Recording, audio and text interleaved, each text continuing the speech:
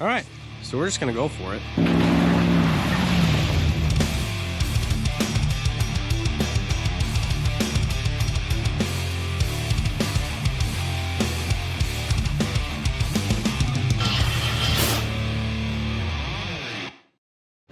All right, another day working in the shop. It is Saturday, and we are going to get the ball rolling on this international again. It's been a couple weeks since I was able to work on it, but I've been collecting some parts. I've got the engine harness from BP Automotive here, and I've got a new fuel tank and sending unit and whatnot. I originally picked up a 30-gallon Blazer tank, and I was totally fine with running that, but I was told that a Suburban, a 40-gallon tank and a 30-gallon tank are the same size, just one's taller than the other. Well, that's untrue. This tank is almost 10 inches longer than the other one. I originally was fine with the 30-gallon tank, but 40 gallons would be a lot nicer to have on this rig, considering I don't think this is going to be a very fuel efficient vehicle. So we're doing a 40-gallon tank and we're swapping this 30-gallon tank out for the 40-gallon tank.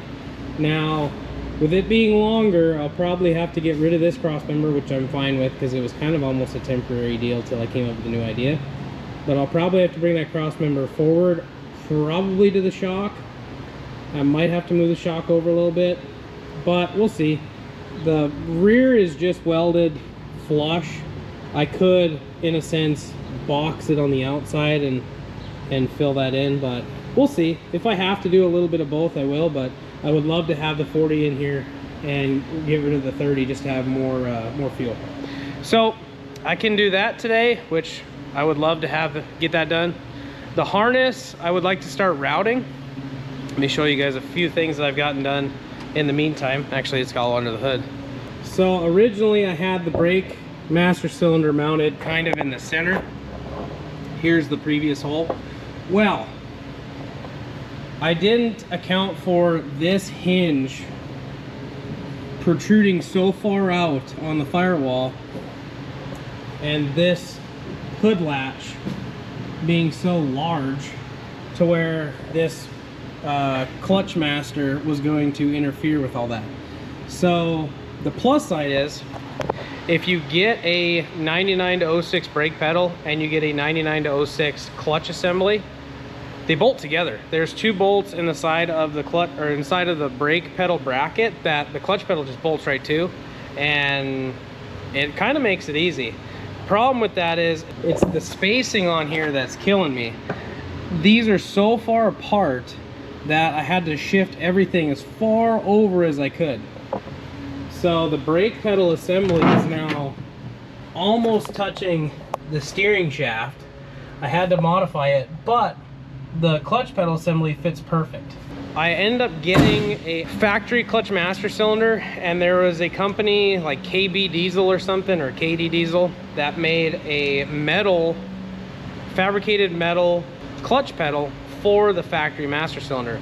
I opted to get that so I could modify the clutch pedal and kind of route it how I need to with that factory brake. I loved how that aftermarket fabricated pedal bolted right up to the factory bracket, and then also accommodated for the factory master cylinder. So it made the guesswork of where it needed to mount easy. But man, when this hinge comes down, it is like close, but clearance is clearance, and I'll take it. So today we're gonna just try to get some stuff buttoned up. I obviously can work on pedals, I can work on the engine harness, and I can also work on the fuel system. So it's honestly whatever I feel like. I'll probably work on getting the harness routed, at least start it. That way I can figure out what kind of, how I need to route. I need to rework I take that back. I probably won't do the electrical till I move it over to the other part of the shop, because all the electrical stuff's over there. And I'm gonna have to rework the harness a little bit for where I mounted my coil packs. So I'll probably leave that for another day. We'll probably focus on getting the fuel tank in. That way I can get the sending unit mounted figure out which way it's going to be clocked, and then start doing the wiring for the back.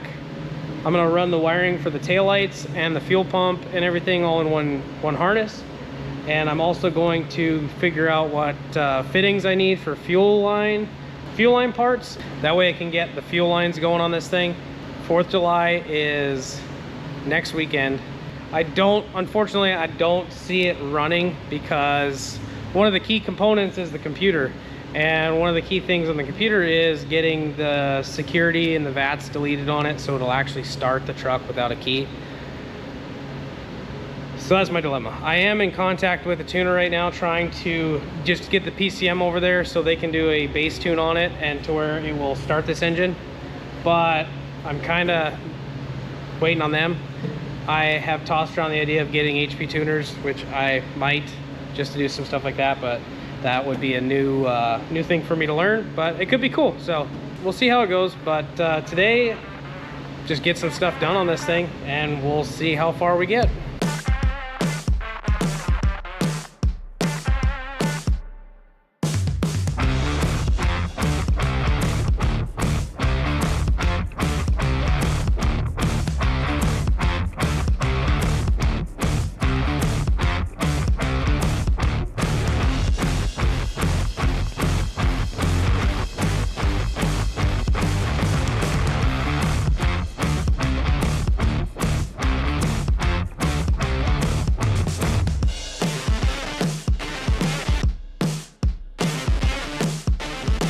Got the old tank out. Had to cut the back cross member out, which I figured I was gonna have to. So all I did was basically cut the cross member that was between the rails and then made a new cross member on the back side. And it looks like it just clears the shock. So there was a couple reasons why I was wanting to redo this tank to begin with. Was the first revision was done at the house, just kind of an idea that Ryan and I had about just putting the tank in, extending the frame and making it work. And we did. We made it work just one day after work. So there's a few things I didn't think about. Like originally we had the tank pressed all the way up against the bottom of the frame rails to where the pinch weld was what actually held the tank in place. I didn't really like that. I wanted some sort of cross member or something with a rubber mat that would hold this thing, that the straps could put pressure on and then it wasn't metal on metal. So I originally wanted to redo the tank mount to where the tank had cross members above it and I could put rubber padding on it. Well, that tank was too short to where the tank wasn't exposed above the frame rails very far, and so it wasn't going to work that well. Plus, I didn't really like that angle iron cross member that I had welded on there. Adding this 40 gallon definitely took up all the space that I have. But my idea from here is right where these little marks are, I'm going to put a cross member right there and have a rubber pad there. And then on the front, just behind the shock, I'm going to have another cross member right here, rubber pad. And then what I'll do is I'll build something off it to that the straps can bolt to, go down underneath, and then I'll have the same tabs back here that the straps can grab onto. That's the idea right now. So far, I like how it fits. I like that the filler neck goes out the side now. I can have it on my driver's side. The filler neck actually just clears the rear shackle on the rear leaf spring.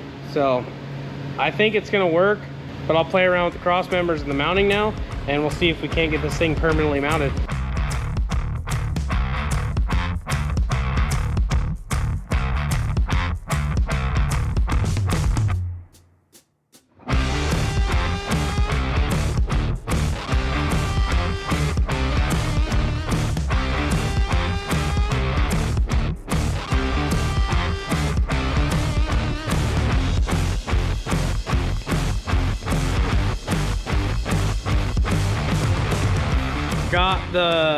Got the tank cross members tacked in.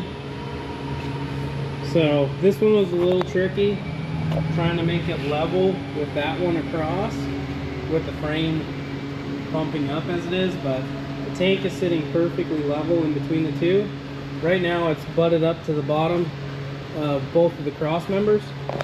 So I need to now make tabs on the back so I can mount the back part of the straps and then bring them up front and see where they're gonna land. I'll probably have to come up with, I'm probably gonna have to come up with something that drops way down off this cross member, because this is so high up. I don't think the strap is gonna reach all the way around, but we'll see what happens. If I have to, I will come off the bottom of the frame here, maybe go out and over and back in. We'll see. I don't know, we're kind of just figuring it out as we go. So little by little, getting some more done. And hopefully I'll have the fuel tank in this thing here pretty quick.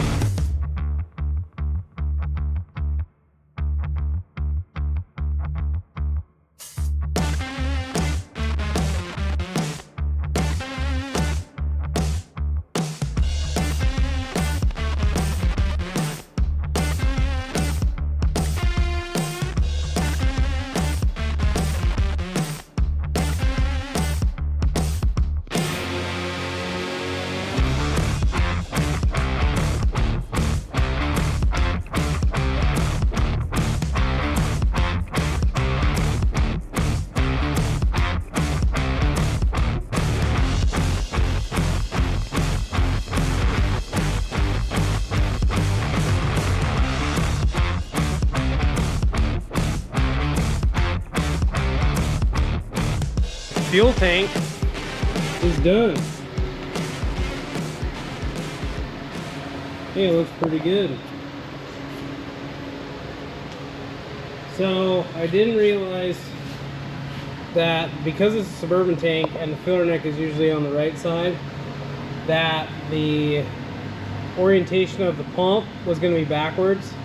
To me, that's not a big deal because I'm going to do push lock fitting, so I could just do a 90 degree out of this and either go this way or just do 90 degree and go underneath and down the frame rail on the driver's side. But it looks good. I like it. It's a lot more solid than the last setup, and the tank is solid. It has about an inch of like a foam, really dense foam padding between the tank and the metal, so I like it. It looks good.